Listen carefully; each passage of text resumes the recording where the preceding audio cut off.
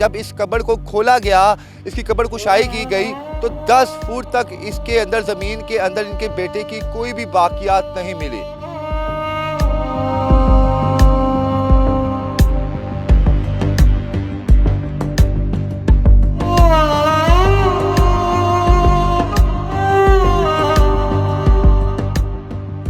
मामू ने उनके अब्बू को फ़ोन किया कि आज ये घर का दरवाज़ा नहीं खुल रहा। जब ये आए हैं ना तो दरवाज़ा फिर भी नहीं खुला। ये साथ वाले हमसायों के घर से फलांग के अंदर गए हैं तो देखा कि बच्चे की पक्की कुंडी के साथ लटक रही है। एमएलसी रिपोर्ट लेके आए, फिर हम आपकी आवाज़ उठाएंगे आपके लिए। शक था हमारी किसी के साथ कोई दुश्मनी नहीं, कोई लड़ाई नहीं।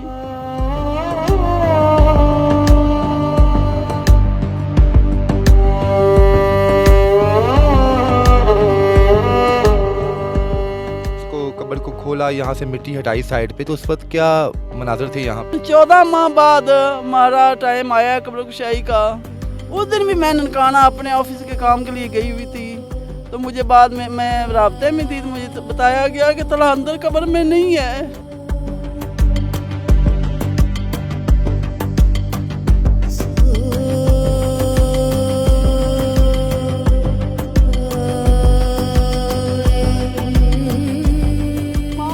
बच्चे को पैदा करते कि जब बच्चा बड़ा हो जाए कोई भी आके उसे मार दे।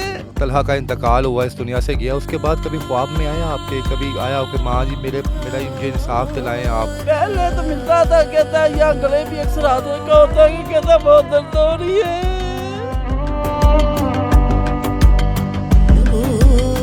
कि आखिरी आराम का कब्र होती है।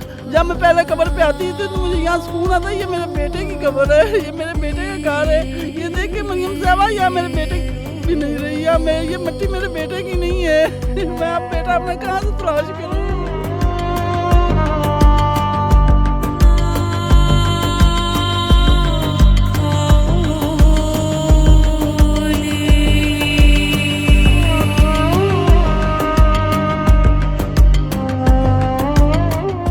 जी नाज़रीन, ये माँ जिस कब्र पर इस वक्त बैठी हुई है और रो रही है, ये इसके बेटे मोहम्मद तलहा की कब्र है।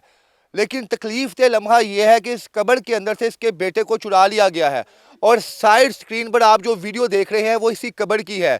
जब इस कब्र को खोला गया, इसकी कब्र कुशाई की गई, तो 10 फुट तक इसके अंदर, ज़मीन के अंदर इनके बेटे की कोई भी बाकियात नहीं मिली। क्यों ऐसा हुआ कि इनके बेटे की को मरने के बाद भी कब्र से चुरा लिया गया? ये तमाम कहानी इस वालदा से पूछते हैं और साथ इनके वालिद साहब भी मोहम्मद तलहा के हैं, उनसे बात करते हैं कि किस तरह मुमकिन हो सकता है कि कब्र के अंदर से जो है चोरी हो गई है। अस्सलाम वालेकुम। अस्सलाम वालेकुम। वालेकुम सलाम।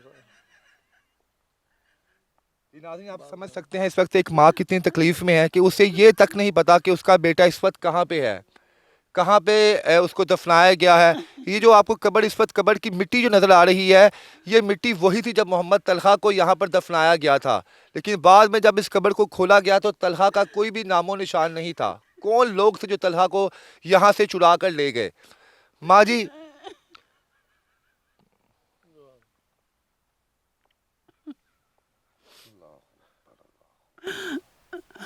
क्या हुआ था बेटे को? बेटा 2 दिसंबर 2024 को सुबह हमारे साथ मिलकर हमने नाश्ता किया है, हंसता खेलता स्कूल गया है। मैं पेशे के लिहाज से लेडी हेल्थ वर्कर हूँ। लोगों के बच्चों की हिफाजत करती हूँ, लोगों के बच्चों की सेहत का ख्याल रखती हूँ, माँ और बच्चे की सेहत का ख्याल रखती हूँ। लेकिन मेरे अपने बच्चे गैर महफूज, मुझे नहीं पता था मैं कितनी बदकिस्मत हूँ। अल्लाह, हुआ क्या था बेटे को आपको? मैंने तो सुबह स्कूल भेजा है, मुझे काम था, मैं ननकाना गई हूँ, उनके पापा अपने काम पे गए हैं। 3 बजे वो स्कूल से आया है। वो पहले भी अकेला आता है घर में, पहले 2 बच्चे जो हैं वो और स्कूल में पढ़ते हैं, वो बाद में आते हैं। ये 3 बजे घर दाखिल हुआ है, तो बाकी जब दूसरे बच्चे आए तो उन्होंने नॉक किया, दरवाज़ा अंदर से बंद था। तो उन्होंने 2-3 बार कोशिश की, खुल जाए, नहीं खुला। वो पास मामू काम करते थे, उनके पास चला गया है कि मामू तला दरवाज़ा नहीं खोल रहा। मामू ने उनके अब्बू को फ़ोन किया कि आ जाए, घर का दरवाज़ा नहीं खुल रहा। जब ये वो आए हैं ना, तो दरवाज़ा फिर भी नहीं खुला। ये साथ वाले हमसायों के घर से फलांग के अंदर गए हैं, तो देखा कि बच्चे की पक्के की कुंडी के साथ लटक रही है। मेरा जवान साल बेटा 17 साल मोहम्मद तला हंसता मुस्कुराता सुबह गया है। जब मुझे इतला दी गई है तो मैं आई हूँ, तो मैंने कहा कि बेटे को क्या हुआ है, लेकिन इन्होंने मुझे बताया नहीं कि क्या हुआ है। इन्होंने कहा कि ना इसको ठंड लगी, ये वो। बस हमसाई के कहने पे इन्होंने नीचे उतार दिया है। हमसाई ने कहा कि यार ना बच्चे ने, आपके बच्चे ने खुद निकाल ली है कि इसको उतार दो। इसने उनके कहने पे उतार दिया है। जब सुबह गुस्ल देने का टाइम आया है ना, तो जब गुस्ल दिया गया है तो देखा बच्चे की कमर में बेतहाशा तशद्दुद और गले पे रस्सी का निशान है। तो आपने उस वक्त पुलिस कंप्लेन क्यों नहीं की? और क्या मोहम्मद तलहा इस तरह का था कि वो खुशी कर सकता था? नहीं कर सकता था। फिर आपने हैं। उसी तरह दफना दिया उसे? बस उस वक्त जनाजे का टाइम था, लोग इकट्ठे थे। लोगों ने कहा कि आप शरीफ लोग हैं, दुश्मनी बढ़ जाएगी, पिछलों का ख्याल करें। ये हमें डराया गया। कुछ हमारी फूलों जैसा बच्चा, वो उसकी चीर फाड़ हम नहीं बर्दाश्त कर सकते थे, इसलिए हमने पोस्टमार्टम नहीं करवा सके। जब रात को दफन किया तो उस वक्त हमारे दिल में आया कि तला क्या सोचेगा कि इन्होंने मेरा पूछा ही नहीं भी इसको क्या हुआ है। हमने थाना में दरख्वास्त दी। उन्होंने कहा कि आप ऐसा करें, कब्र कुशाई आप कोई ना एमएलसी रिपोर्ट लेके आए, फिर हम आपकी आवाज़ उठाएंगे आपके लिए। किसी पे शक था आप लोगों को? हमारी किसी के साथ कोई दुश्मनी नहीं, कोई लड़ाई नहीं, कोई लेन देन का झगड़ा नहीं। हमें नहीं, आज तक 14 माह हो गया, हमें आज तक नहीं पता चला हमारा दुश्मन कौन है। तो फिर जब आपने कब्र कुशाई की आपको इजाज़त मिली, तो जब आपने कब्र को खोला, यहाँ से मिट्टी हटाई साइड पे, तो उस वक्त क्या मनाज़र थे यहाँ पे? हमने बहुत भाग दौड़ की कब्र कुशाई के लिए। तकरीबन 14 माह बाद हमारा टाइम आया कब्र कुशाई का। उस दिन भी मैं ननकाना अपने ऑफिस के काम के लिए गई हुई थी, तो मुझे बाद में, मैं राब्ते में थी, तो मुझे बताया गया कि तला अंदर कब्र में नहीं है। फिर मुझे पता है कि कैसे मैं यहाँ तक पहुँची हूँ। यही कब्र थी? यही कब्र थी। नाज़रीन देखें कि कितना तकलीफ दे लम्हा होगा इस माँ के लिए कि जब उसे पता चला कि इस कब्र के अंदर उनका बेटा ही नहीं है। तो किस तरह के, क्या कोई टीम यहाँ पर आई थी क्या? फॉरेंसिक वाले आए तो उन्होंने कहा था कि चंद दिन बच्चे को यहाँ रखा गया है। मट्टी बता रही है कि अंदर कोई बॉडी दोबारा ज़्यादा देर नहीं रुकी। बच्चा चंद दिन के लिए यहाँ रहा है, लेकिन उसी वक्त उन्होंने गायब कर लिया है। क्या माँ इसलिए बच्चे को पैदा करती है कि जब बच्चा बड़ा हो जाए कोई भी आके उसे मार दे। गरीब लोगों की यही तो जायदाद होती है कि मैं लोगों के बच्चों को कतरे पिलाती, घर घर धक्के खा के बच्चों को पढ़ा रही थी, उनको अल्लाह तलीम के। एक माँ वालदेन का ख्वाब होता है कि हमारे बच्चे पढ़ ले के बड़े आदमी बन जाए। जब ये 17 साल का कड़ियल जवान बगैर किसी वजह के कोई आके फूल को मसल गया है। जब इसका मोहम्मद तलहा का इंतकाल हुआ, इस दुनिया से गया, उसके बाद कभी ख्वाब में आया आपके, कभी आया हो कि माँ जी मुझे इंसाफ दिलाएं आप? पहले तो मिलता था, कहता यहाँ गले भी अक्सर हाथ रखा होता है, कहता बहुत दर्द हो रही है। अब इस कब्र पे आप आती हैं यहाँ पर, किस उम्मीद पे यहाँ पे आती हैं? सबसे बढ़कर महफूजगा होती है इंसान के लिए घर। सुबह थका हारा घर आता है कि घर है मेरा, और उससे बढ़कर महफूज पनाहगाह कोई नहीं होती, नहीं ना होती घर की। घर में बच्चे को किया गया है, उसके बाद आखिरी आराम का वहाँ भी मेरा बच्चा महफूज नहीं रहा। ये कैसा जंगल का कानून है। पुलिस वाले तावन कर रहे हैं आपके साथ? अभी तक तो कुछ नहीं। पुलिस तावन करती तो ये 14 माह बाद करुकुशाई होनी थी। जी नाज़रीन, ये लेडी हेल्थ वर्कर हैं और ख़ुद जाके दूसरों के बच्चों को ज़िंदगियां देती हैं, उन्हें पोलियो के कतरे पिलाती हैं। जो भी तमाम यहाँ पर मामलात होते हैं, देहाती इलाका है यहाँ पर, और उन्हें क्या पता था कि उनके बेटे के साथ ऐसा सान्हा हो जाएगा कि बेचारा तकलीफ़ दे लम्हे में जो है वो यहाँ से जाएगा और उसके बाद कब्र के अंदर भी उनके बेटे को वो सुकून नहीं मिलेगा, वहाँ से भी चुरा लिया जाएगा। अच्छा, मेरी बहन सीएम साहिबा, चूँकि वो ख़वातीन को रेड लाइन कहती हैं और आपका लख्ते जिगर जो है आपसे इस वक्त लाखों करोड़ों मील दूर जा चुका है अल्लाह के पास, लेकिन उससे तकलीफ़ दे लम्हा ये है कि अभी तक पता ही नहीं आपको कहाँ पे है कहाँ पे नहीं है। और पुलिस वाले भी ताउन नहीं कर रहे आपके साथ, और बाकायदा तौर पे जो एक टीम थी मजिस्ट्रेट की उसने भी आपको टाइम लेट दिया, को 14 माह आपको इंतज़ार करना पड़ा। तो यहाँ पर क्या पैगाम देंगी आप? मैं अपनी मोहतरमा वज़ीर आला मरीम नवाज़ साहिबा से पुरज़ोर अपील करती हूँ कि आखिरी आराम का कब्र होती है। जब मैं पहले कब्र पे आती थी तो मुझे यहाँ सुकून आता, ये मेरे बेटे की कब्र है, ये मेरे बेटे का घर है। ये देख के मरीम साहिबा यहाँ मेरे बेटे की भी नहीं रही, या मैं ये मिट्टी मेरे बेटे की नहीं है। मैं अब बेटा अपना कहाँ से तलाश करूँ? अब मैं कहाँ पे बैठ के दुआ करूँ? मुझे आपके से पुरजोर अपील है मरीम नवाज साहबा, खुदा के लिए, मैं एक लेडी हेल्थ वर्कर हूँ, आप भी माँ हैं और मैं भी एक माँ हूँ। एक माँ की फरियाद एक माँ ही सुन सकती है। खुदा के लिए मेरी मदद करें। इन दरिंदों को, जालिमों को कैफरे किरदार तक पहुँचाए, इनको दुनिया के सामने लाए। कितना बड़ा जुल्म पाकिस्तान में पहले नहीं हुआ। नहीं, हमें किसी पे कोई शक नहीं है। किस तरह हो सकता है कि वो ना आपको किसी पे डाउट है ना किसी पे शक है, तो किसी ने आपके बेटे को मार दिया? यही तो समझ नहीं आ रही। जब घर जाती हैं बाप, तो कितना बेटे की कमी को महसूस करती हैं?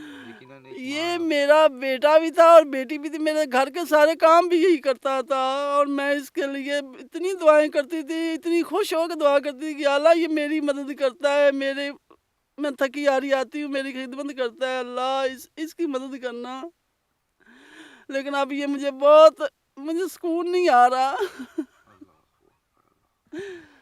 जी नाज़रीन, इस वीडियो को आप मैक्सिमम शेयर करें ताकि मरियम नवाज़ साहिबा तक पहुँचे और उन्हें पता चले कि जनाब उनके सूबे के अंदर अब जिंदा इंसानों के साथ साथ भी महफूज नहीं है। जी क्या कहना चाहेंगी आप? कुछ कह रही थी। मैं अपने सीनियर अफसरान सीओ साहब से भी दरख्वास्त करती हूँ कि मेरी ये साथ तामन करें और आईजी पंजाब और वज़ीर आला पंजाब मरियम नवाज साहिबा से पुरजोर अपील करती हूँ, खुदा के लिए एक माँ की मदद करें ताकि मेरे पिछलों को महफूज रह सकें। और मेरी जो है ना, हम उस वक्त भी डर गए थे कि हम दुश्मनी नहीं चाहते, मेरे पिछलों को कुछ ना हो, लेकिन हमारा जीना हराम हो गया। वो एक गलती की वजह से हम पोस्टमार्टम नहीं करवा सके। हमें 14 माह हो गए अजियत में, लेकिन अब जो अजियत है दोबारा दोहरी अजियत, दोहरा सान्या, ये हमें जीने नहीं दे रहा। खुदा के लिए मेरी मदद करें, अल्लाह के लिए।